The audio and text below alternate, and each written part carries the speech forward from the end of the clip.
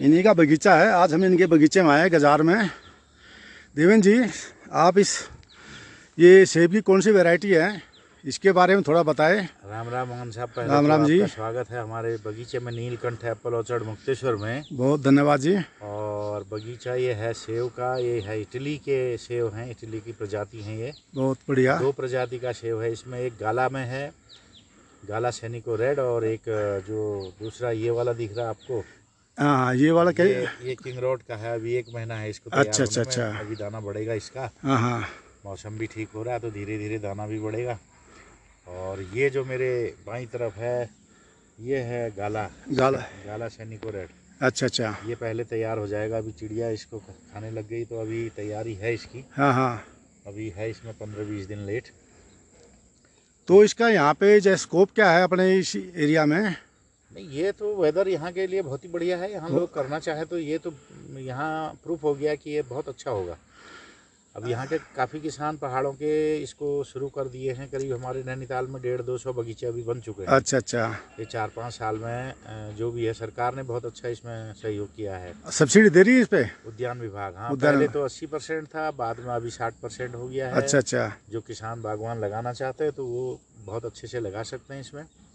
अच्छी वैरायटी के पेड़ लगाएं, कम से शुरू करें तो ये बहुत अच्छा। तो इस जो वैरायटी है, इसका जो उत्पादन होता है आपका एक साल में कितना हो जाता है?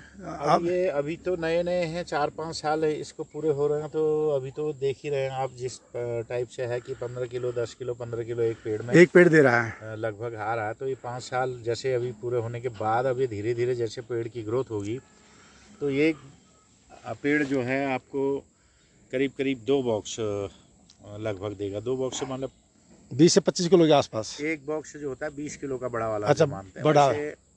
हाँ, हाफ बॉक्स को 10 किलो का मानते हैं। जी जी। तो ये करीब 30-40 किलो सेव एक पेड़ देगा। अगर हम इसकी सही से मेहनत कर लेते हैं, सही से इसको अगर हम देखभाल करते हैं तो टाइम पर इसकी खाद खुराक दें, निराई गुड़ाई करें, पानी दें, तो अच्छा हेल्दी पेड़ जो होगा वो लगभग लगभग 2 बॉक्स देगा। एक बॉक्स की कीमत कम से कम 4,000 रुपये होती है, तो लगभग 8,000 रुपये का सेव एक पेड़ दे सकता है एक सीजन में। और ये प्रूफ है, ये किसानों ने इतना अर्न किया है, लिया है इससे। तो कहने का मतलब इसको ये है, आपने देखा होगा बहुत घने लगा रखे हैं हमने पेड़।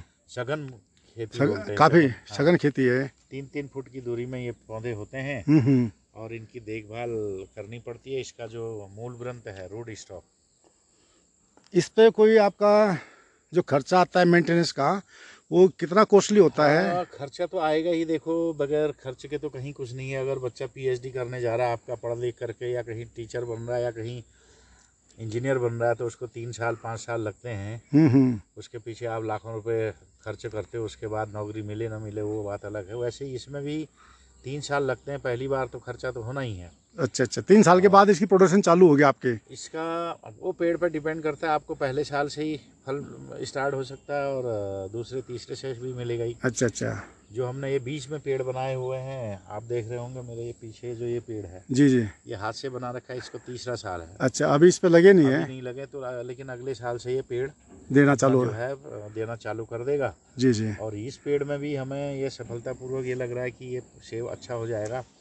और इस प्रकार इस पूरे बगीचे में 4,000 पौधे हमारे सेब के हैं। इसमें काफ़ी प्रैक्टिकली कर रहे हैं। कुछ साइंटिस्ट आते हैं यहाँ और देखते हैं, वो चीज़ें काम करते हैं। तो जो है साइंटिस्ट हैं, गवर्नमेंट की तरफ से आते हैं या आप अपने अपने खर्चे में बुलाते हैं? सरकार की तरफ से भी आते हैं और अपने इंस्टीट्यूट, अपने जो शोध संस्थान है उनकी तरफ से भी आते हैं देखने, और कुछ शोध करने के लिए आते हैं। तमाम भी जो कभी बीमारियां, कीड़े मकोड़े या फिर किसी दवा के लिए आते हैं ये लोग। जी जी। और इससे स्कूल के जो पीएचडी करने वाले बच्चे हैं जो इस पर हॉर्टिकल्चर डिपार्टमेंट से, उससे भी आते हैं। जी जी। हमारे पंतनगर यूनिवर्सिटी आपने सुना होगा, जी। जैसे हरियाणा में हमारा NDRI है, उसमें करनाल में, करनाल में तो करनाल में डेयरी का है। वैसे हाँ। ही यहाँ पर हमारे पंतनगर में तराई के लिए बीज तैयार करने वाला पंतनगर विश्वविद्यालय है, जी जी। जो सारे बीजों को तैयार करते हैं। तमाम मक्का है और चीज़ है। वैसे ही हमारा विवेकानंद करके एक इंस्टीट्यूट है अल्मोड़ा में, जो 103 साल पुराना इंस्टीट्यूट है। जी तो ये लोग सब शोध करते हैं और देश के लिए, पूरे देश के किसानों के लिए अच्छे बीज, अच्छे पौधे पैदा करते हैं। तो उनका भी इसमें आना जाना होता है, तो हमें भी सीखने का और करने का मौका मिल रहा है। तो मैं तो यही कहूँगा कि जो लोग खाली अगर ज़मीनें हैं तो उसमें चाहे वो सेव की होने वाली जगह है तो सेव करें, अमरूद और लीची होने की जगह है तो वहाँ अमरूद लीची करें, अच्छे वैरायटी के आम करें। जी जी। तो ऐसे फल कर सकते हैं कहीं। तो आप पहाड़ के लोगों के लिए, जो नैनीताल डिस्ट्रिक्ट है या अल्मोड़ा डिस्ट्रिक्ट है, इन लोगों के लिए क्या मैसेज देना चाहेंगे भाई इस प्रकार का? सभी उत्तराखंड ही नहीं, पूरे पर्वतीय जितने भी राज्य हैं उन सभी लोगों से यही कहना चाहूँगा कि आने वाला समय अब AI का आ गया है जमाना, तो अभी नौकरियां तो अभी बहुत हटने वाली हैं, ये पक्का है। तो जो युवा पढ़े लिखे हैं अगर थोड़ा सा इसकी ओर गौर करेंगे तो वो अपना काम स्टार्ट कर सकते हैं।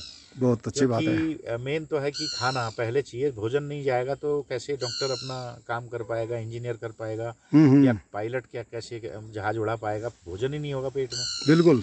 अब इसलिए हेल्दी फूड तैयार करने के लिए AI का टाइम आ रहा है, तो आप इससे जानकारी लो और आप हमसे मिलो या इंस्टीट्यूट से मिलो। तो ऐसा कुछ करके खेती बागवानी में बहुत अच्छा फायदा है। आप समझ सकते हो, एक बीज से सैकड़ों बीज पैदा हो सकते हैं। बिल्कुल ठीक बात है। और कहीं कुछ नहीं होता। हम कितना ही कुछ कर लें।